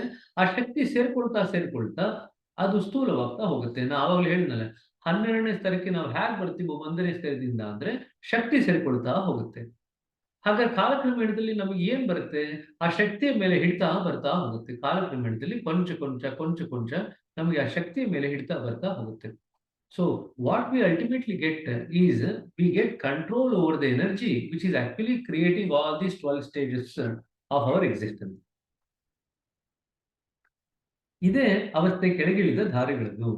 ಸ್ಥೂಲತೆ ಎಂದರೆ ಘನತ್ವ, ಅದರಲ್ಲಿ ಜೀವನವಿರುವುದಿಲ್ಲ. ಸೊ ಸ್ಥೂಲತೆ ಎಂದರೆ ಮೆಟೀರಿಯಾಲಿಟಿ ಆರ್ ಫಿಸಿಕ್ಯಾಲಿಟಿ. ದೈವಿ ಪ್ರಭಾವದಿಂದ ಜೀವನದಲ್ಲಿ ಇರುವುದಿಲ್ಲವೆಂಬ ಮಾತನ್ನು ಜನರು ಒಪ್ಪಲಾರರು. ಖನಿಜಗಳು, ಸಸ್ಯಗಳು ಹಾಗೂ ಪ್ರಾಣಿ ವರ್ಗ ಇವೆಲ್ಲ ದೈವಿ ಸೃಷ್ಟಿ ಆಗಿದ್ದರೂ ಎಲ್ಲವುಗಳಲ್ಲಿ ಜೀವವಿರುವುದಿಲ್ಲ. ಒಂದು ವೇಳೆ ಇದೆ ಎಂದು ಒಪ್ಪಿಕೊಂಡರೂ ಅದು ಸುಪ್ತಾವಸ್ಥೆಯಲ್ಲಿ ಇದೆ. ಇದೇ ಮಾತು ಧಾರೆಗಳಿಗೂ ಅನ್ವಯಿಸುವುದು. ಅಲ್ಲಿಗೆ ಧಾರೆಗಳಲ್ಲಿ ಜೀವನ ಅನ್ನೋದು ಸುಪ್ತಾವಸ್ಥೆಯಲ್ಲಿ ಇದೆ. ಆ ಸುಪ್ತಾವಸ್ಥೆಯಲ್ಲಿ ಇದ್ಕೊಂಡೇನೆ ಅದು ಜೀವತ್ವವನ್ನು ಕೊಡುತ್ತೆ. ಯಾವುದುಗಳಿಗೆ? ಆ ಧಾರೆಗಳಿಂದ ಕಾಲಕ್ರಮೇಣ ಮುಂದಕ್ಕೆ ಬರುತ್ತಲ್ವ, ಸಸ್ಯಗಳು, ಪ್ರಾಣಿಗಳು, ಮನುಷ್ಯರು ಎಲ್ಲದಕ್ಕೂ ಜೀವತ್ವವನ್ನು ಕೊಡ್ತಕ್ಕಂಥದ್ದು ಆ ಧಾರೆಗಳೇನೆ. ಬಟ್ ಹಾಗಾದ್ರೆ ಆ ಧಾರೆಗಳಲ್ಲಿ ಜೀವತ್ವ ಇದೆಯಾ? ಇದೆ. ಆದ್ರೆ ಯಾವ ರೀತಿಯಾಗಿದೆ? ಸುಪ್ತಾವಸ್ಥೆಯಲ್ಲಿ ಇದೆ. ಆದರೆ ಮನುಷ್ಯನು ಅವುಗಳೊಂದಿಗೆ ತನ್ನ ಕರ್ಮಗಳನ್ನು ಜೋಡಿಸುವುದರಿಂದ ಅವುಗಳಲ್ಲಿ ಸಾಮೀಪ್ಯ ಹೊಂದುತ್ತಾನೆ. ಈಗ ಪ್ರಾರ್ಥನೆಯು ಅಗತ್ಯವಾದ ತತ್ವವನ್ನು ಸಿದ್ಧವಾದ ಮೇಲೆ ಅದನ್ನು ಯಾವ ಶಬ್ದಗಳಲ್ಲಿ ಮಾಡಬೇಕೆಂದು ತಿಳಿಯುವುದು ಅವಶ್ಯಕ. ಈಗ ವಾಪಸ್ಸು ಪ್ರಾರ್ಥನೆಯಿಂದ ಶುರು ಮಾಡಿದ್ವು 2ನೇ ನಿಯಮನ, ವಾಪಸ್ ಈಗ ಪ್ರಾರ್ಥನೆಗೆ ಬರ್ತಾ ಇದ್ದಾರೆ. ಈ ಕೆಳಗಿನ ಚಿಕ್ಕ ಪ್ರಾರ್ಥನೆ ಅಭ್ಯಾಸಿಗೆ ಅತ್ಯವಶ್ಯಕವೆಂದು ನನ್ನ ಭಾವನೆ. ಇನ್ನೂ ಬೇರೆ ಅನೇಕ ರೀತಿಯಿಂದ ಪ್ರಾರ್ಥನೆ ಮಾಡಬಹುದು, ಆದರೆ ಈ ಸಂಕ್ಷೇಪ ಪ್ರಾರ್ಥನೆ ನನಗೆ ಇಷ್ಟ. ಓ ನಾಥ, ನೀನೇ ಮಾನವ ಜೀವನದ ನಿಜವಾದ ಗುರಿ. ನಾವು ಇನ್ನೂ ನಮ್ಮ ಉನ್ನತಿಗೆ ತಡೆಯಾಗಿರುವ ಇಚ್ಛೆಗಳ ದಾಸರಾಗಿದ್ದೇವೆ. ನೀವೇ ನಮ್ಮನ್ನು ಆ ಹಂತಕ್ಕೆ ತರುವ ಏಕಮಾತ್ರ ದೈವ ಹಾಗೂ ಶಕ್ತಿ. ಸೃಷ್ಟಿಗೆ ಮೊದಲು ಎಲ್ಲೆಲ್ಲೂ ಅತ್ಯಂತ ಪ್ರಶಾಂತ ಸ್ಥಿತಿ ಇದ್ದಿತ್ತು. ಇದನ್ನ ಅಂಡರ್ಲೈನ್ ಮಾಡ್ಕೊಳ್ರಿ. ಸೃಷ್ಟಿಗೆ ಮೊದಲು ಏನಿತ್ತು? ಎಲ್ಲ ಕಡೆ ಪರ್ಫೆಕ್ಟ್ ಕಾಮ್ನೆಸ್, ಅತ್ಯಂತ ಪ್ರಶಾಂತ ಸ್ಥಿತಿ ಇದ್ದಿತ್ತು. ಸೃಷ್ಟಿಯು ಈಗಿರುವ ಮೂಲ ರೂಪದಲ್ಲಿ ಪ್ರಕಟವಾದಾಗ ಅದು ಅದರ ಕೇಂದ್ರ ಬಿಂದುವು ಎಲ್ಲ ಹೃದಯಗಳಲ್ಲೂ ಪೂರ್ಣವಾಗಿ ನೆಲೆಗೊಂಡಿತ್ತು. ಹಾಗಾದ್ರೆ ಆ ಸೆಂಟರ್ ಅಂತ ಇತ್ತಲ್ಲ, ಆ ಸೆಂಟರ್ ಎಲ್ಲೂ ಹೋಗಿಲ್ಲ, ಎಲ್ಲರಲ್ಲೂ ಅದು ನೆಲೆಗೊಂಡಿದೆ. ಅನಂತದ ಒಂದು ಭಾಗವಾಗಿದ್ದ ಆ ಬಿಂದುವು ನಮ್ಮ ದೃಷ್ಟಿಯನ್ನು ಮೂಲದ ಕಡೆಗೆ ಹೊರಳಿಸಿತು. ಒಳಗಡೆ ಇದ್ದೇ ಇದೆ. ಕಾಲಕ್ರಮೇಣದಲ್ಲಿ ನಮ್ಮ ದೃಷ್ಟಿ ಮೂಲದ ಕಡೆಗೆ ಅದು ಸೆಳಿಲಿಕ್ಕೆ ಶುರು ಮಾಡುತ್ತೆ. ಪ್ರಾರ್ಥನೆಯಲ್ಲಿ ನಾವು ಆ ಮೂಲವನ್ನು ತಲುಪಲು ಯತ್ನಿಸುವುದು. ನಾವು ನಮ್ಮೊಳಗೆ ಅಂತ ಸ್ಥಿತಿಯನ್ನು ಪಡೆದಾಗಲೇ ಅದು ಸಾಧ್ಯವಾಗುವುದು. ಅದಕ್ಕೆ ಅಭ್ಯಾಸ ಬೇಕು. ಸರಳವೂ ಶಾಂತವೂ ಆದ ಆ ದೈವಿ ಇಚ್ಛೆಗೆ ನಮ್ಮನ್ನು ಸಮರ್ಪಿಸಿಕೊಳ್ಳುವುದರಿಂದ ಆ ಅವಸ್ಥೆಯನ್ನು ಹೊಂದಬಹುದು. ಸೊ 2 ಇದೆ ಅಂತ ನಾವು ಹಿಂದೆ ಓದಿದ್ವಿ. ದೈವಿ ಸೃಷ್ಟಿ, ಭಗವಂತನ ಸೃಷ್ಟಿ, ಮನುಷ್ಯ ಸೃಷ್ಟಿ. ಸೊ ಭಗವಂತನ ಸಂಕಲ್ಪ, ಮನುಷ್ಯನ ಸಂಕಲ್ಪ. ಸೊ ಕಾಲಕ್ರಮೇಣದಲ್ಲಿ ನಾವು ಮಾಡ್ಬೇಕಾಗಿರೋದೇನು? ನಮ್ಮನ್ನು ನಾವು ದೈವಿ ಸಂಕಲ್ಪಕ್ಕೆ ಅಥವಾ ದೈವಿ ಸೃಷ್ಟಿಗೆ ಸಮರ್ಪಣೆ ಮಾಡ್ಕೊಂಡ್ಬಿಡ್ಬೇಕು. ದೈವಿ ಇಚ್ಛೆಗೆ ಸಮರ್ಪಣೆ ಮಾಡ್ಕೊಂಡ್ಬಿಡ್ಬೇಕು. ತೋರಿಕೆಗೆ ಇದು ಬಹಳ ಕಠಿಣವೆಂದು ಕಂಡರೂ ವಾಸ್ತವವಾಗಿ ಆಗಿಲ್ಲ. ಆದರೆ ಯಾರಿಗೆ ಅದರೊಳಗೆ ನುಗ್ಗಲು ಹಂಬಲವಿರುವವರಿಗೆ ಮಾತ್ರ. ಮನುಷ್ಯನು ತನ್ನಲ್ಲಿ ಈ ಹಂಬಲವನ್ನು ಹುಟ್ಟಿಸಿಕೊಂಡಾಗ ಆತನು ಪ್ರಾರ್ಥನೆಯ ಸ್ಥಿತಿಯಲ್ಲಿ ಇರುವನು. So craving, intense craving to enter into the state of the source or centre. ಯಾರಾದರೂ ಒಂದು ಕ್ಷಣಕಾಲವೇ ಏಕಾಗಲೊಲ್ಲದು ಆ ಸ್ಥಿತಿಗೆ ಬಂದು ಮುಟ್ಟಿದರೆ ಆತನ ಪ್ರಾರ್ಥನೆಯು ಸ್ವೀಕೃತವಾಗುವುದು. ಇದನ್ನು ಸಾಧಿಸಲು ದೈನಂದಿನ ಅಭ್ಯಾಸದ ಅಗತ್ಯವಿದೆ. ಹಾಗಾಗಿನೇ ನಾವು ಪ್ರಾರ್ಥನೆ ಮಾಡಲಿಕ್ಕೆ ಶುರು ಮಾಡೋದು ರಾತ್ರಿ ಹೊತ್ತು. ಸೊ ಸಾಕಷ್ಟು ವಿಚಾರಗಳನ್ನ ಇದ್ರಲ್ಲಿ ಮಾತಾಡಿದ್ವಿ. 3ನೇ ನಿಯಮ ಕೂಡ ಇವತ್ತು ಓದಿ ಮುಗಿಸೋಣಂತೆ, ಸರಿನಾ? ಸೊ 2ನೇ ನಿಯಮ ಪೂರ್ತಿ ಕೂಡ ಪ್ರಾರ್ಥನೆಯ ಬಗ್ಗೆ ಇದೆ. ಮತ್ತೊಂದು ಸತಿ ಅದನ್ನ 2ನೇ ನಿಯಮ ಲಾಸ್ಟ್ ಟೈಮ್ ಕ್ಲಾಸ್ ನಲ್ಲಿ ಏನಾಯ್ತು, ಇವತ್ತು ಏನ್ ಚರ್ಚೆ ಮಾಡಿದ್ವಿ, ಇದಿಷ್ಟು ಕೂಡ ಮತ್ತೊಂದು ಸತಿ ಮೆಲುಕು ಹಾಕ್ರಿ, ಸರಿನಾ? 12 ಸ್ತರಗಳಲ್ಲಿ ನಾವು ಕೆಳಗಡೆ ಇಳಿದಿದ್ದೀವಿ. ಸಾಮಾನ್ಯ ಮನುಷ್ಯ, ಆರೋಗ್ಯವಂತ ಮನುಷ್ಯ ಅಂತಂದ್ರೆ 9ನೇ ಸ್ತರದಲ್ಲಿ ಇರ್ತಾರೆ. ಮಾನಸಿಕ ರೋಗ ಬಂದಿರತಕ್ಕಂತ ಮನುಷ್ಯ 11, 12ನೇ ಸ್ತರದಲ್ಲಿ ಇರ್ತಾರೆ. ಆದ್ರೆ ಎಲ್ರಿಗೂ ಆಗ್ಬೇಕಾಗಿರ್ತಕ್ಕಂಥ ಕೆಲಸ ಒಂದೇ, ಅದು ಶುದ್ಧೀಕರಣ. ಕಾಲಕ್ರಮೇಣದ ಶುದ್ಧೀಕರಣ ಆಗ್ತಾ ಆಗ್ತಾ ಆಗ್ತಾ ಕಾಲಕ್ರಮೇಣದಲ್ಲಿ ನಾವು ಮೂಲದ ಸ್ಥಿತಿಗೆ ಹೋಗ್ಲಿಕ್ಕೆ ಶುರು ಮಾಡ್ತೀವಿ. ಮೂಲದ ಸ್ಥಿತಿಗೆ ಹೋಗ್ಲಿಕ್ಕೆ ನಮ್ಗೆ ಹ್ಯಾಕ್ ಸಾಧ್ಯ ಆಗುತ್ತೆ ಅಂದ್ರೆ, ನಾವು ಹುಟ್ಟಬೇಕಾದ್ರೇನೆ ಆ ಮೂಲದ ಸ್ಥಿತಿಯನ್ನ ಗಳಿಸಿಕೊಂಡೇ ಬಂದಿರ್ತೀವಿ. ಮಗು ಹುಟ್ಟಿದ ಸ್ಥಳದಲ್ಲಿ ಯಾವ ರೂಪದಲ್ಲಿ ಇರುತ್ತೆ ಅಂದ್ರೆ ಮೂಲದ ಸ್ಥಿತಿಯಲ್ಲೇ ಇರುತ್ತೆ. ಆದ್ರೆ ಕಾಲಕ್ರಮೇಣದಲ್ಲಿ ಅದು ಬೇರೆ ಬೇರೆ ಎಲ್ಲ ವಸ್ತುಗಳನ್ನ ಪಡ್ಕೊಳ್ತಾ ತಂದೆ ವಿಚಾರ, ತಾಯಿಯ ಒಂದು ಪ್ರೇರೇಪಣೆ, ತಾಯಿಯ ಒಂದು ಅಂಶಗಳು, ಸಮಾಜದ ಅಂಶಗಳು, ತಾನು ಕಲಿತಕ್ಕಂಥ ಅಂಶಗಳು, ಯಾವ್ಯಾವ ವಸ್ತುಗಳೇ ತಾನು ಆಕರ್ಷಿತನಾಗ್ತಾನೆ ಅದರಿಂದ ಪ್ರಭಾವ ಆಗೋದು, ಇದೆಲ್ಲವನ್ನು ಪಡೆದುಕೊಂಡ ಮೇಲೆ ಮನುಷ್ಯ ಬೇರೆ ರೀತಿಯಾಗಿ ಮೂಲದಿಂದ ಬೇರೆ ರೂಪದ ರೀತಿಯಲ್ಲಿ ಮಾರ್ಪಾಡಾಗ್ತಾನೆ. ಸೊ ನಾವ್ ಇವಾಗ ಮಾಡ್ಬೇಕಾಗಿರೋದೇನು? ಧ್ಯಾನ ಮಾಡ್ತಾ ಆ ಮೂಲದ ಸ್ಥಿತಿಗೆ ನಮ್ಮನ್ನು ನಾವು ಹೋಗ್ಲಿಕ್ಕೆ ಪ್ರಯತ್ನ ಪಡ್ಕೋಬೇಕು. ಹಾಗಾದ್ರೆ ಅಲ್ಲಿ ಹೋಗ್ಬೇಕಾದ್ರೆ ಏನ್ ಬೇಕು? ಹಂಬಲ ಇರಬೇಕು. ಹಂಬಲನ ಹೇಗೆ ಗಳಿಸ್ಕೊಳ್ಳೋದು? ಪ್ರಾರ್ಥನೆ ಮುಖಾಂತರ ನಾವು ಹಂಬಲನ್ನ ಜಾಸ್ತಿ ಮಾಡ್ಕೋಬಹುದು. ಯಾಕಂದ್ರೆ ಪ್ರಾರ್ಥನೆಯಲ್ಲಿ ನಾವು ಭಗವಂತನಿಗೆ ನಿನ್ನ ಸಹಾಯ ಬೇಕು, ನಿನ್ನೆಡೆಗೆ ಬರ್ಲಿಕ್ಕೆ ಅಂತ ಹೇಳಿ ನಾವು ದೀನನಾಗಿ ಕೇಳ್ಕೊಂಡಾಗ ಏನಾಗುತ್ತೆ, ಕಾಲಕ್ರಮೇಣದಲ್ಲಿ ಹೃದಯದಲ್ಲಿ ಭಗವಂತನ ಹಂಬಲ ಹೆಚ್ಚಾಗ್ತಾ ಹೋಗುತ್ತೆ. ಯಾಕಂದ್ರೆ ಭಗವಂತನ ಕಡೆಗೆ ನಾವು ಗಮನ ಕೊಟ್ಟು ಪ್ರಾರ್ಥನೆ ಮಾಡಿದಾಗ ಅವನ ಹಂಬಲ ಹೆಚ್ಚಾಗುತ್ತೆ. ಯಾವಾಗ ಅವನ ಹಂಬಲ ಹೆಚ್ಚಾಗುತ್ತೋ ನಾವು ನಮ್ಮ ಮೂಲ ಸ್ಥಿತಿಗೆ ಹೋಗ್ಲಿಕ್ಕೆ ಸಾಧ್ಯವಾಗುತ್ತೆ. ಈಗ ನಿಯಮ 3, ಇದು ಗುರಿ ಬಗ್ಗೆ. ಪ್ರತಿಯೊಬ್ಬನು ಭಗವಂತನನ್ನು ತಲುಪಿ ಆತನಲ್ಲಿ ಲಯ ಹೊಂದಿ ಶಾಶ್ವತವಾಗಿ ನೆಲೆಸಬೇಕೆಂಬ ಧ್ಯೇಯವನ್ನು ಇಟ್ಟುಕೊಳ್ಳಬೇಕು. ಥರ್ಡ್ ಮ್ಯಾಕ್ಸಿಮ್ ನಾವು ಧ್ಯೇಯವು ಪ್ರಾಪ್ತವಾಗುವವರೆಗೆ ಸಮಾಧಾನ ಹೊಂದಬಾರದು. ಪ್ರತಿಯೊಬ್ಬ ಮನುಷ್ಯನು ತನ್ನ ಧ್ಯೇಯವನ್ನು ಪಡೆಯಲು ಮೊದಲೇ ದೃಢ ಸಂಕಲ್ಪನಾಗಿರಬೇಕು. So you have to have that will, strong will, ದೃಢ ಸಂಕಲ್ಪ, ಸ್ಟ್ರಾಂಗ್ ವಿಲ್ ಇರಬೇಕು. ಯಾವುದ್ರ ಬಗ್ಗೆ? ಧ್ಯೇಯದ ಬಗ್ಗೆ. ಇದು ಆತನ ಕರ್ತವ್ಯ. ಆದುದರಿಂದ ಆತನ ಇದು ಮಾಡಿದಾಗ ಏನಾಗುತ್ತೆ? ಆದುದರಿಂದ ಆತನ ಇಚ್ಛೆಗೆ ಬಲ ದೊರೆತು ಅಲ್ಲಿವರೆಗೆ ತಲುಪಲು ದಾರಿ ಆಗುವುದು. ಯಾವಾಗ ಅವನಿಗೆ ದೃಢ ಸಂಕಲ್ಪ ಮಾಡ್ತಾನೋ, ಸೊ ದೇರ್ ಇಸ್ ಎ ದಾರಿ ಆಗುತ್ತೆ. ನಾವು ಗುರಿ ಮುಟ್ಲಿಕ್ಕೆ ದಾರಿ ಮುಟ್ಕೊಳ್ಳುತ್ತೆ. ಸೊ ಅವಾಗ ಏನಾಗುತ್ತೆ? ವಿಲ್ ಪವರ್ ಸ್ಟ್ರಾಂಗ್ ಆಗುತ್ತೆ. ಈಶ್ವರ ವಿಷಯದಲ್ಲಿ ಯಾರು ಅತ್ಯುನ್ನತವಾದ ಸ್ಥಿತಿಯನ್ನು ತಮ್ಮ ಗುರಿಯಾಗಿ ಇಟ್ಟುಕೊಂಡಿಲ್ಲವೋ ಅವರು ಅಮೂಲ್ಯ ಆಧ್ಯಾತ್ಮ ಸಂಪತ್ತಿನಿಂದ ವಂಚಿತರಾಗಿ ಉಳಿದರೆಂದು ಸರ್ವಸಾಮಾನ್ಯವಾಗಿ ಕಂಡುಬಂದಿದೆ. ಯಾರು ಸರಿಯಾಗಿ ಧ್ಯೇಯವನ್ನು ಮನಗಾಣಲಿಲ್ವೋ ಅಥವಾ ಇಟ್ಕೊಳ್ಳಿಲ್ವೋ ಅವರ ಆ ಧ್ಯೇಯದ ಏನು ಮೂಲ ಸ್ಥಿತಿ ಇದೆ ಅಲ್ಲಿಗೆ ಹೋಗ್ಲಿಕ್ಕೆ ಸಾಧ್ಯವಾಗಿಲ್ಲ. They were short of the mark. ಇನ್ನು ಹಿಂದಿನ ಸ್ಥಿತಿಯಲ್ಲಿ ನಾವು ಗುರಿ ತಲುಪಿದ್ವಿ ಅಂತ ಅನ್ಕೊಂಡು ಸುಮ್ಮನಾಗ್ಬಿಟ್ರು. ಏಕೆಂದ್ರೆ ಅಲ್ಲಿಗೆ ಮುಟ್ಟುವ ಮೊದಲು ನಡುದಾರಿಯಲ್ಲಿ ತಮಗೆ ಸಿಕ್ಕ ವಸ್ತುವನ್ನೇ ಕೊನೆಯದನ್ನು ತಿಳಿದು ಅಲ್ಲಿಯೇ ನಿಂತು ಬಿಟ್ಟರು. ಅದನ್ನೇ ಸರ್ವಸ್ವವೆಂದು ಭಾವಿಸಿದರು. ಗುರಿಯನ್ನು ನಿಶ್ಚಯಿಸಗೊಳಿಸಲಾರದ ಕಾರಣ ಅದೆಷ್ಟು ಹಾನಿಯಾಯಿತು. Just because you could not have clarity on the goal, so much trouble because you could not reach the goal because you did not have clarity and you stopped your journey midway. ತನ್ನ ಧ್ಯೇಯವನ್ನು ಎದುರಿಗಿಟ್ಟುಕೊಳ್ಳುವುದಿಲ್ಲವೋ ಅಲ್ಲಿವರೆಗೆ ಅದರ ಪ್ರಾಪ್ತಿಗಾಗಿ ಹಾರ್ದಿಕ ಪ್ರಯತ್ನ ನಡೆಯಲಾರದು. Until unless you keep the goal in front of your mind, then the necessary efforts to reach the goal will never occur. ದೋಣಿಯಲ್ಲಿ ಚುಕ್ಕಾಣಿ ಇಲ್ಲದಿದ್ದರೆ ಅದು ಅಭಿಷ್ಟ ದಿಶೆಯಲ್ಲಿ ಚಲಿಸಲಾರದೆಂಬುದು ಎಲ್ಲರಿಗೂ ತಿಳಿದ ಮಾತು. So you need to have a direction in which the boat is moving, then only you can reach the shore. ನಮ್ಮ ಶರೀರವನ್ನು ದೋಣಿ ಎಂದು ತಿಳಿದು ಅದು ಚಲಿಸುವ ಸ್ಥಳವನ್ನು ಆಧ್ಯಾತ್ಮವೆಂಬ ನದಿಗೆ ಹೋಲಿಸಿದರೆ ನದಿಯಲ್ಲಿ ದೋಣಿಯನ್ನು ಸಾಗಿಸಿಕೊಂಡು ಹೋಗಲು ಚುಕ್ಕಾಣಿ ಬೇಕೇ ಬೇಕು. ಆಧ್ಯಾತ್ಮ ಮಾರ್ಗದಲ್ಲಿ ನಮ್ಮ ಇಚ್ಛಾಶಕ್ತಿಯೇ ಚುಕ್ಕಾಣಿ. So what is the one which is actually giving direction to our boat in spirituality?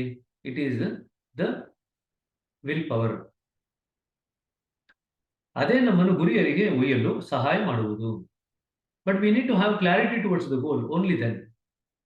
ನಮ್ಮ ಇಚ್ಛಾಶಕ್ತಿ ಮತ್ತು ವಿಶ್ವಾಸದ ಬಲದಿಂದ ಅವೆಲ್ಲವೂ ದಾಟಿ ಸರಿಯಾದ ಮಾರ್ಗದಲ್ಲಿ ಗುರಿಯೆಡೆಗೆ ಸಾಗುವುದು. ಗುರಿ ಸರಿಯಾಗಿ ಇಟ್ಕೊಂಡಾಗ, so with our will power and with the confidence that we get, we will actually proceed towards the goal. ನಮ್ಮ ದೃಷ್ಟಿಯು ಆಧ್ಯಾತ್ಮದ ಮೇಲೆ ನೆಲೆಸಿರುವುದರಿಂದ ನಾವು ಅತ್ಯುನ್ನತ ಗುರಿಯನ್ನು ಇರಿಸಿಕೊಳ್ಳುವೆವು. Since we are in the realm of the spirituality, we try to keep the highest goal. ಅಂತಹ ಗುರಿ ಪರಮಾತ್ಮ ತತ್ವ ಸೂಚಕವೇ ಆಗಬಲ್ಲದು. So what can be the goal? It's only something which can actually indicate the divine essence, ಪರಮಾತ್ಮ ತತ್ವ. ಅಲ್ಲಿವರೆಗೆ ತಲುಪಲು ಯತ್ನಿಸುವುದು ಮನುಷ್ಯನ ಕರ್ತವ್ಯವಾಗಿದೆ.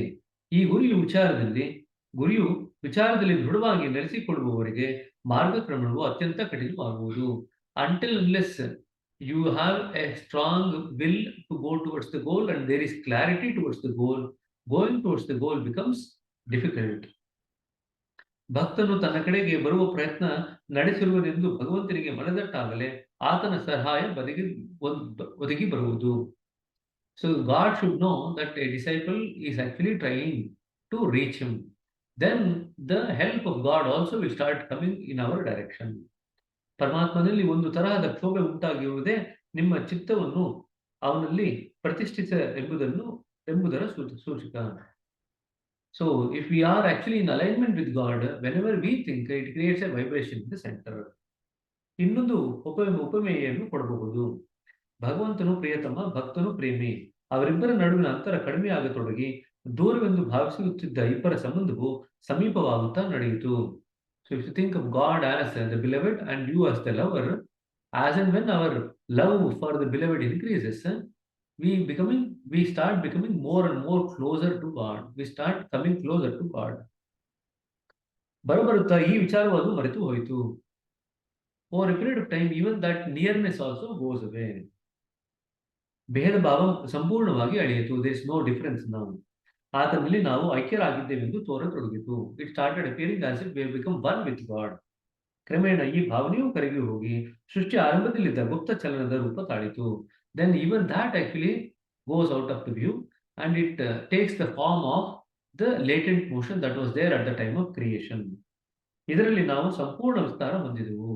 Then we started expanding in that particular condition. ಈ ರೀತಿ ನಮ್ಮ ಲೈಫ್ ಅದರಲ್ಲಿ ಶಾಶ್ವತವಾಯಿತು. In that way the merger in that particular state now becomes permanent. In which state? In the state of God. ಅನಂತ ಸಾಗರದಲ್ಲಿ ನಮ್ಮ ಈಜು ಪ್ರಾರಂಭವಾಯಿತು. Only at this stage you can say that we have started swimming in the infinite ocean. ನಮ್ಮಲ್ಲಿ ಹೊಸ ಜೀವನ ಮೂಡಿತು. Now we have a new life. This life is called as real life. Once we are in alignment with reality, the life that we now lead is called as real life.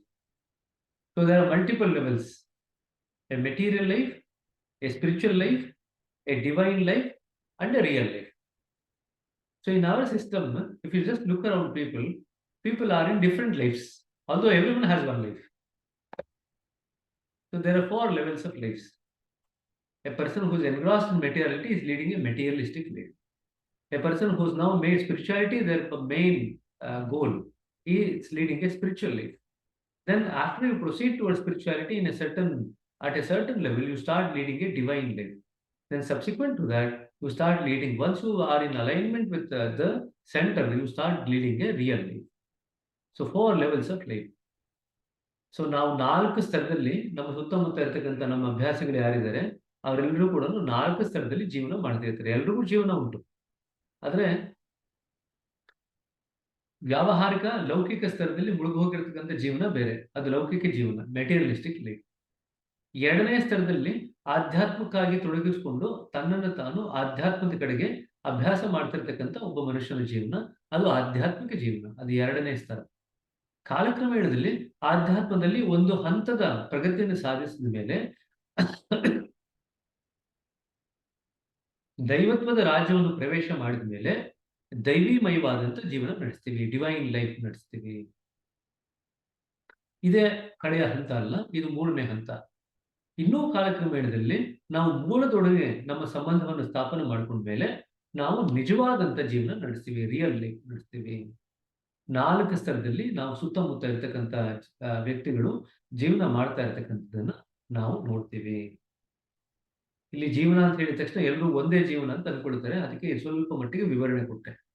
So ಲೌಕಿಕವಾದಂತ ಜೀವನ, ವ್ಯಾವಹಾರಿಕ ಜೀವನ, ತದನಂತರ ಆಧ್ಯಾತ್ಮಿಕ ಜೀವನ, ತದನಂತರ ದೈವೀಮಯವಾದಂತ ಜೀವನ, ಕಡೆಗೆ ನಿಜವಾದಂತ ಜೀವನ.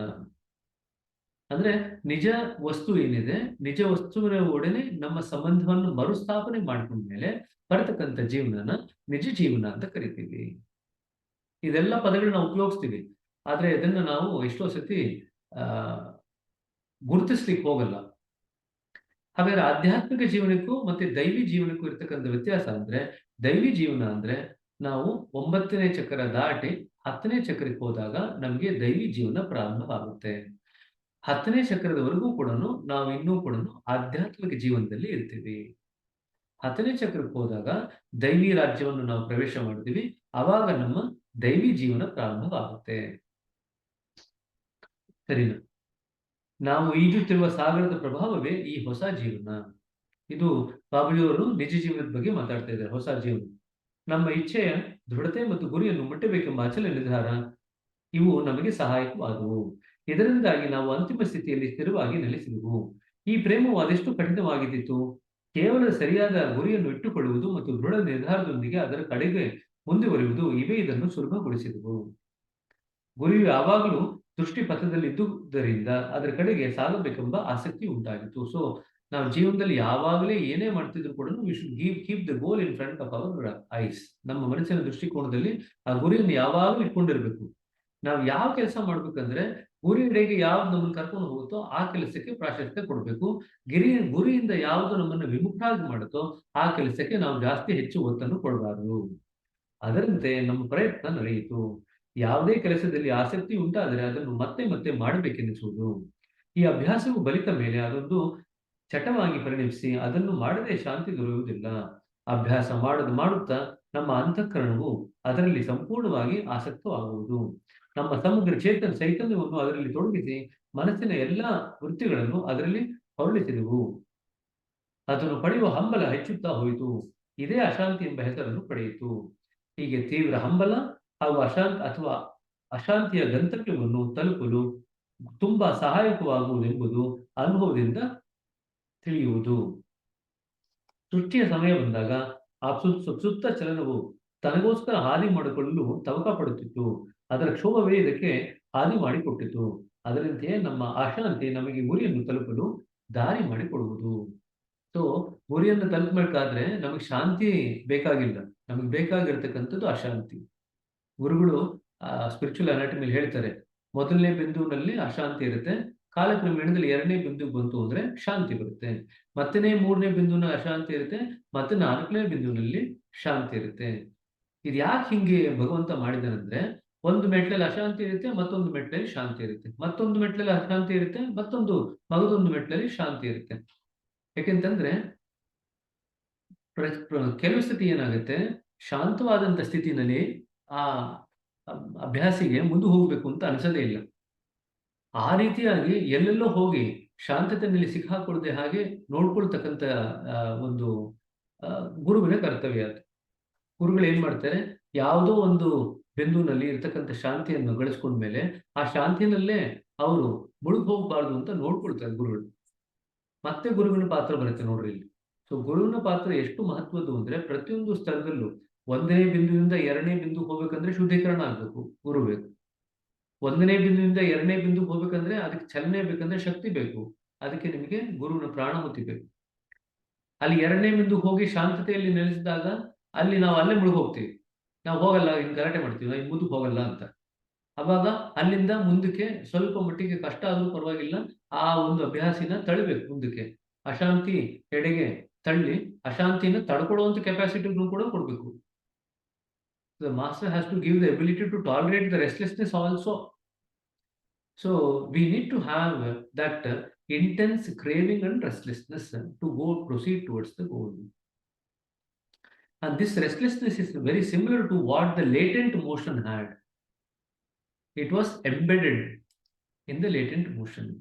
And it was this restlessness for creation that actually allowed this latent motion to spring forth as forces. And that is what actually is very similar to the restlessness that we feel.